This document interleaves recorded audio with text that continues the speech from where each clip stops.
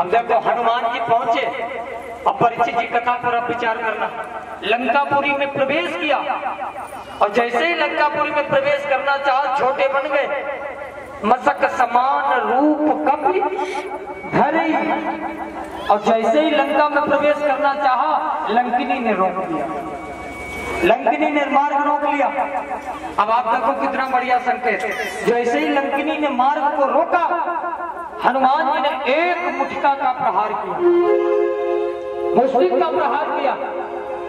लंकिनी ने कहा मुझे तो ब्रह्मा जी ने भेजा था लंका की सेवा करने के लिए कि कोई चोर इस लंका में ना घुस जाए। अब परीक्षित जी कितनी बढ़िया बात। लंकिनी ने कहा कि हमें ब्रह्मा जी ने भेजा कि कोई चोर लंका में ना घुस जाए। हनुमान जी कहने लगे अगर चोरी को रोकना है तो सबसे पहले रावण को पकड़ो जो किसी पराई स्त्री का हरण करके लाया। इससे बड़ा चोर कौन हो सकता है? अगर पकड़ना है तो उसी को पकड़ो, हमें क्यों? लेकिन हनुमान जी कहते हैं, हनुमान जी कौन है? जय हनुमंत संत हितकारी। हनुमान जी संत हैं। देखो हमारे सनातन धर्म में दो चीजों की पूजा है परीक्षित जी। किसकी? एक शस्त्र और दूसरा शास्त्र। दो ही चीजों की तो पूजा है। और हनुमान जी कौन विधि से गए लंका में? शास्त्र विधि से।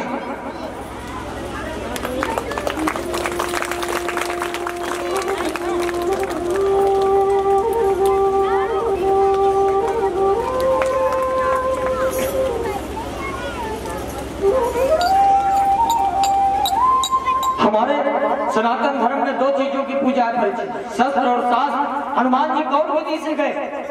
शास्त्र विधि से। और देखो आगे आप कथा सुनेंगे, हनुमान जी शास्त्र विधि से गए और अंगद जी जाएंगे शस्त्र विधि से। दोनों चीजों की पूजा है। मानो हनुमान जी संकेत करते हैं कि हम सरल बने रहें, अच्छी बात है, लेकिन कायर बन के ना, स्वाभिमान के साथ में समझौता कभी मत करिए।